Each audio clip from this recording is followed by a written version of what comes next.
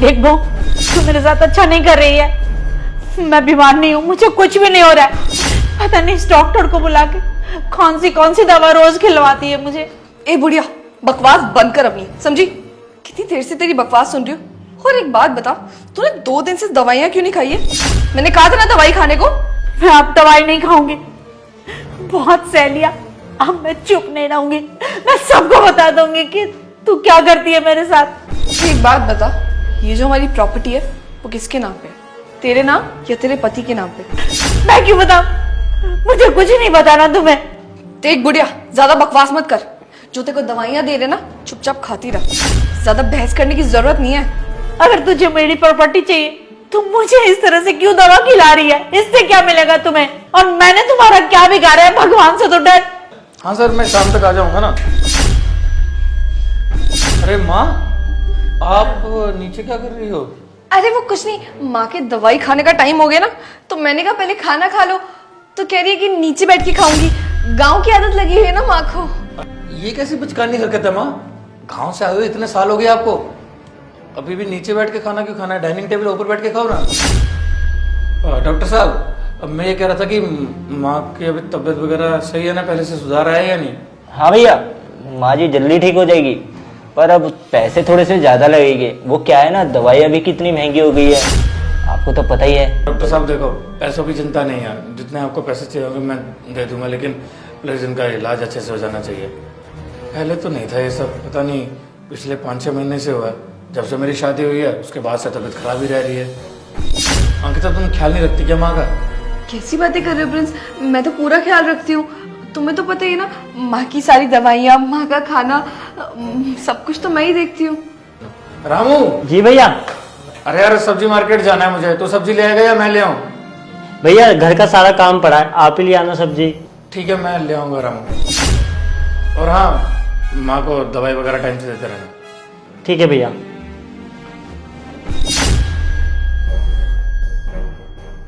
मेरे बेटे के सामने कितनी शरीफ बन रही हो, एक न एक दिन प्रिंस को सारी सच्चाई पता चल जाएगी। फिर देखना, मेरा बेटा तुझे छोड़ेगा नहीं। देख बुढ़िया, ज्यादा ना बकवास मत कर तू मेरे साथ, समझी? अंकिता छोड़ो ना, तुम क्यों बहसबाजी कर रही हो इससे? तुम मेरी बात पे ध्यान दो। मैंने तुमसे बोला था ना अपने पति से पैसे मांगने के लिए, तुमने मांगे? हाँ, मांगे क्या, ले भी लिए। ये देखो, पूरे 3 लाख रुपए मांगे। क्या बस 3 लाख रुपए? अंकिता, ये पैसे तुमने कुछ ज्यादा नहीं मांग लिए उससे? पहले हम मांगा करते थे तो 10-20 हजार रुपए मांगते थे, तुमने एक साथ 3 लाख रुपए मांग लिए। तुमसे शक न हो जाए हमारे ऊपर कि दवाइयों के नाम पे हम एक साथ 3 लाख रुपए मांग रहे हैं। वो बात अलग है कि हम 10,000 या 20,000 मांगते थे तो उसे इतना शक नहीं होता था, क्योंकि इतने की तो दवाइयाँ नॉर्मल आ ही जाती है ना। लेकिन एक साथ 3 लाख रुपए मांग के कहीं तुमने कोई गलती ना करती अंकिता? अरे कुछ नहीं होने वाला, तुम घबरा क्यों रहे हो? वैसे भी प्रिंस ना अपनी माँ से बहुत प्यार करता है, उससे जितने भी पैसे मांगेंगे ना वो दे देगा। और मैंने अभी थोड़े दिन पहले उसको ये भी बोला था कि जब वो ऑफिस था ना, तब हम उसकी माँ को लेकर हॉस्पिटल गए थे, क्योंकि इसकी तबीयत कुछ ज़्यादा ख़राब हो गई थी। और फिर टेस्ट भी कराए, तो इतने तो लग ही जाएंगे ना पैसे। तुम डरो मत यार, तुम ना बहुत फट्टू हो। और एक बात बताओ, तुम सच में डॉक्टर थोड़ी हो? अरे तुम तो वकील हो ना, और जब एक डॉक्टर की वर्दी पहनी थी तब तुम्हें डर नहीं लगा, और अब तुम्हें डर लग रहा है। अरे नहीं अंकिता, ऐसी कोई बात नहीं है, पर बात समझो, अगर हम लोग पकड़े गए तो इसके लिए हमें जेल भी हो सकती है। यार ज़्यादा मत डरो, अब एक बार रिस्क लिया है तो काम पूरा करेंगे, और मैं अपना वादा भी पूरा करूँगी। जैसे कि मैंने तुम्हें कहा था, प्रॉपर्टी मेरे नाम होते ही इसका 20% हिस्सा मैं तुम्हें दूंगी। तो अब डरो मत और काम करो। अरे अंकिता, इसी चक्कर में तो मैं ये काम कर रहा हूँ। और एक बात, तुम मेरी बचपन की दोस्त भी तो, वरना और कोई होता तो मैं एक काम क्यों करता? और रही बात 20% की, वो तो कोई बात नहीं, वैसे भी तुम मेरे को देने वाली हो।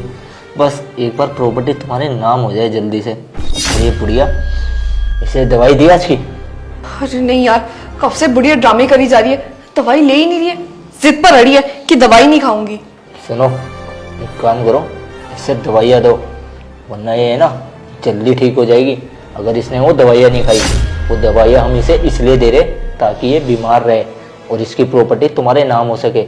अगर इसने दवाई टाइम पे नहीं खाई ना, तो याद रखना इस घर की प्रॉपर्टी तुम्हारे नाम तो नहीं होगी, पर ये ठीक जरूर हो जाएगी। क्या डराओ मत तुम, मैं अभी से दवाई खिलाती हूँ। ए बुढ़िया चल दवाई खा। छोड़ मेरा हाथ। तू कुछ भी करेगी ना, मैं दवा नहीं खाऊंगी अब। और ये क्या, ये तो नया बात पता चला है कि ये डॉक्टर नहीं वकील है। आने दे आज प्रिंस को, मैं सब बताऊंगी। देख मेरे ना सब्र का इम्तिहान मत ले, समझी? चुपचाप दवाई खा ले, वरना तू जानती नहीं है मैं तेरा क्या करूंगी। एक काम कर, इस दवाई से ना मुझे बहुत तकलीफ होती है, मेरे सर में बहुत दर्द होता है। इससे अच्छा तो तू मुझे जहर दे दे, मैं कम से कम आराम से मर तो सकूंगी। अरे रे, देखो ना कितनी इमोशनल हो रही है। तुझे क्या लग रहा है, तू ये अपना रोना धोना दिखाएगी और हम पिघल जाएंगे क्या? बिल्कुल नहीं। और वैसे भी एक ना एक दिन तो तुझे जाना ही है, तो दवाइयों से चली जाएगी, इसमें क्या ही बुराई है। हम भी नहीं फंसेंगे तेरे चक्कर में, हमारा काम भी हो जाएगा और तुझे तो मरना ही है। रामू, रामू, रामू, हाँ बेटी मेम साहब। रामू, तू ही कुछ इसे समझाना। मुझे लगता था मेरी बहू बहुत अच्छी है, मेरी तबीयत खराब है, मुझे दवा देती है, मेरा ख्याल रखती है, लेकिन देखना ये मुझे गलत दवा दे रही है, मुझे बीमार करने के लिए, प्रॉपर्टी के लिए, पैसे के लिए। तू इसे समझाना।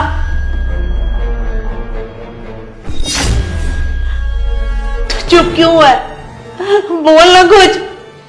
वो कुछ नहीं बोलेगा, मैं बताती हूँ। रामू को ना हमने खरीद रखा है, कुछ पैसों में इस घर की कोई भी बात ना रामू ना तो प्रिंस को बताएगा और ना प्रिंस के बाप को। पैसे जो दे रहे हम, अरे पैसा ना बड़े बड़ों को पिघला देता है, समझी? और हाँ, तू ये सोच रही थी ना कि तू प्रिंस को बता देगी, तो मैंने तुझे समझाया था कि प्रिंस को बताने पर तेरा क्या हाल होगा। तू चाहती है कि तू इस घर से बाहर निकल जाए, क्योंकि प्रिंस तो हमेशा मेरी बात सुनता है, और अगर मैं बोलूँगी तो वो पक्का तुझे घर से बाहर निकाल देगा। अब इस उम्र में घर से बाहर बिना पति और फैमिली के बहुत बुरा हो जाएगा तेरे साथ। तू जितना हम कह रहे हैं ना उतना कर। तुझे सिर्फ दवाई खाने के लिए तो कह रहे हैं, कौन सी बड़ी बात है, छोटी सी दवाई है, खा लेना। क्यों परेशान कर रही है सबको? प्रिंस, मुझे तुमसे कुछ बातें करनी है। हाँ मैम बोलो। बेटा वो अंकिता, माँ आपने दवाई नहीं खाई?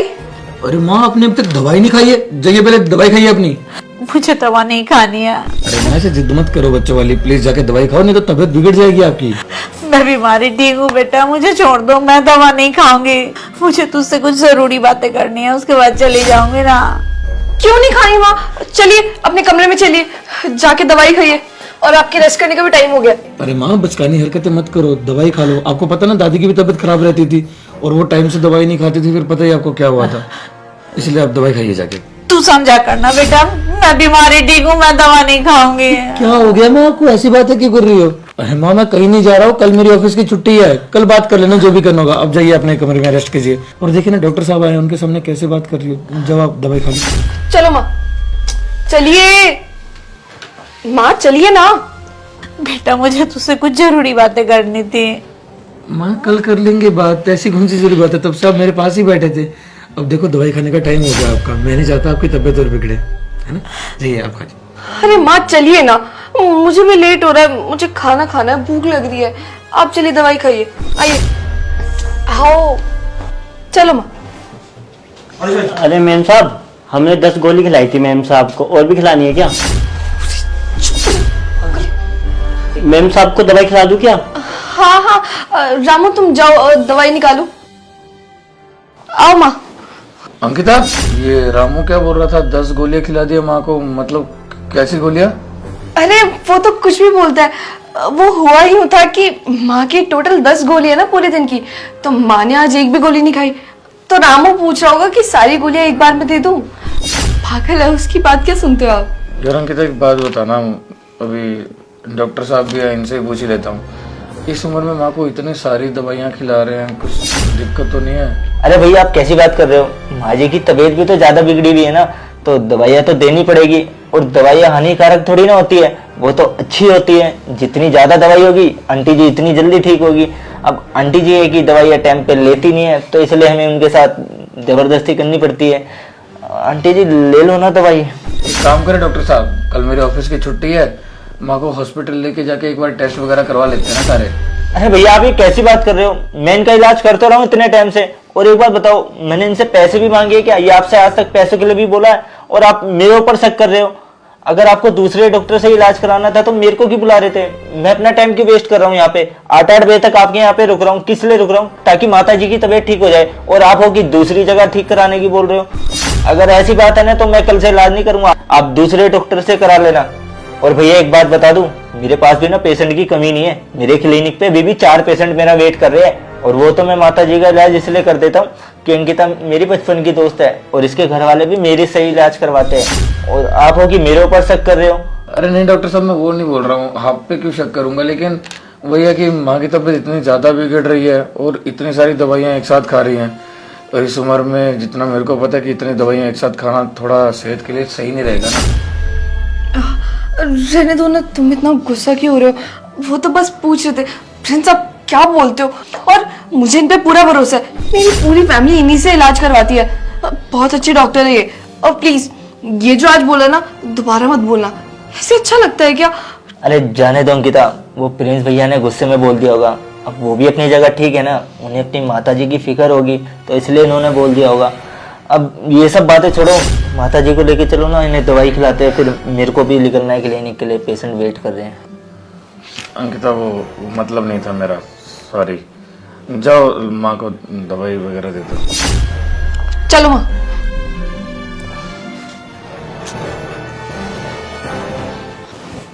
यार माँ पता नहीं कब तक ठीक होंगी, समझ में नहीं आ रहा है। इलाज में इतना सारा पैसा भी लग गया, लेकिन अभी तक कोई फर्क ही नजर नहीं आ रहा है। और पापा भी गाँव गए हैं, पता नहीं कब वापस आएंगे। क्या कर रही थी तू अभी अंदर? हाँ, प्रिंस को सब बताने वाली थी ना। तुझे क्या बोला था मैंने? प्रिंस को इस बात की भनक तक नहीं लगनी चाहिए। और ये क्या कर रही थी तू अंदर? देख बुढ़िया, मैंने तुझे बहुत प्यार से समझा रही हूँ, अगर आज के बाद तूने ऐसा कुछ करने की भी कोशिश करी ना, तो देखियो मुझसे बुरा ना कोई नहीं होगा। अरे वो तो अच्छा हुआ कि हम लोग वहां सही टाइम पर आ गए और हम लोगों ने इसको बात करने से रोक दिया, वरना आज तो ये पूरा भांडा फोड़ देती। मैं अपने बेटे को सब कुछ बताऊंगी। मैं देखती हूँ तुम कैसे रोकती हो मुझे। अच्छा, तो तू प्रिंस को सब कुछ बता देगी? तू ना मुझे मजबूर मत कर तेरे साथ कुछ बुरा करने में, समझी? मैं अगर शराफत से तुझसे बातें कर रही हूँ ना, तो शराफत से रहने दे, वरना तू जानती नहीं हमारा गुस्सा कितना गंदा है। और हाँ, तुझे सिर्फ दवाइयाँ खाने के लिए बोला है, वो तुझसे खाई नहीं जा रही और चली थी प्रिंस से बात करने। एक बात याद रखियो, अगर हम तुझे गोलियां खिलाकर तेरी तबीयत खराब कर सकते हैं ना, तो सोच तुझे जहर वाली गोलियां भी तो दे सकते हैं। तुझे तो पता ही नहीं चलेगा कब तेरे खाने में क्या मिला दे हम। तो जितना बोलो ना उतना कर, समझी? जब मैं प्रिंस को बताऊंगी कि तुम लोग मुझे दवाइयाँ क्यों खिला रहे हो, तो प्रिंस फूटी कौड़ी भी नहीं देगा। इससे बुरा और कुछ कर भी क्या सकती हो तुम मेरे साथ? खिला दो जहर, ऐसी जिंदगी से तुम मर जाना अच्छा है। तेरे को एक बार में समझ नहीं आ रही क्या? और हाँ, अगर तेरे को इतनी प्रॉब्लम है ना, तो ठीक है, कर दे मेरे नाम प्रॉपर्टी, तुझे कुछ नहीं होगा। अपने पति से बात करके या खुद, मुझे प्रॉपर्टी से मतलब है, मुझे थोड़ी तेरे को मारना है, मुझे तो बस प्रॉपर्टी चाहिए। देख वकील, मैं यहाँ क्यों लाई थी तुझे? ताकि तू प्रॉपर्टी मेरे नाम करवा सके, और अब तक ना प्रॉपर्टी मेरे नाम हुई नहीं। जल्दी से काम कर ले। ठीक है, एक सेकंड। हेलो, क्या सच में? ठीक है। अंकिता, तुम्हारा ससुर तो गांव गया हुआ है और इस घर की सारी प्रॉपर्टी ना इस बुढ़िया के नाम नहीं है, तुम्हारे ससुर के नाम है। सेट। ए बुढ़िया, अगर तुझे ये सारी बातें पता थी तो तूने हमसे छुपाई क्यों? तूने हमें पहले ही क्यों नहीं बताया कि ये प्रॉपर्टी तेरे नाम नहीं, तेरे पति के नाम है? अब समझ में आया कि प्रॉपर्टी मेरे नाम से नहीं है। और मैं क्यों बताती कि मेरे पति के नाम से प्रॉपर्टी है, कि तुम उन्हें परेशान करो। मैं कभी भी इतने मेहनत से कमाए हुए, इकट्ठा किए हुए प्रॉपर्टी तुम दोनों के हाथ नहीं लगने दूंगी। याद रखना, चाहे मेरे साथ कुछ भी कर लो, ये प्रॉपर्टी तुम दोनों को कभी नहीं मिल सकता। अच्छा, तो हमने इसका मतलब तेरे ऊपर इतनी मेहनत खामा-खाई करी ताकि तू उन दवाई खाकर बीमार हो सके, और बीमार होने के बाद तेरी सारी प्रॉपर्टी हमारे नाम हो जाए। लेकिन नहीं, तूने तो हमारा टाइम और हमारा पैसा दोनों ही वेस्ट करा दिया। तो बुढ़िया, अगर तुझे पहले ये सब चीज पता थी तो तू हमें बता नहीं सकती थी। हमारा टाइम वेस्ट करने की क्या जरूरत थी? बेटा, प्रॉपर्टी तो अब इसके नाम है नहीं, तो आगे क्या करना है फिर अब? कुछ नहीं, और क्या करना है? जैसे इसको परेशान किया वैसे इसके पति को परेशान करेंगे। लेकिन वो तो है नहीं है। अरे कुछ दिनों में वापस तो आएगा। और हाँ, जहाँ तक बात रही तेरी ना, तू तो अब कहीं की नहीं रहेगी। तुझे कहा था शराफत से प्रॉपर्टी हमें दे दे, पर तू नहीं मानी और ये सब चाल करी ना हमारे साथ। अब तू देख, तूने ना अब तक मेरा गुस्सा नहीं देखा था, अब देखिए जब तुझे मैं धक्के मार के इस घर से बाहर निकलवाऊंगी ना, अब तो मैं तभी चैन की सांस लूंगी। निकाल दो, क्या फर्क पड़ता है? तेरे से जो भी बन पड़ता है ना तो कर। देखना, अंत में ना जीत सच्चाई की ही होती है।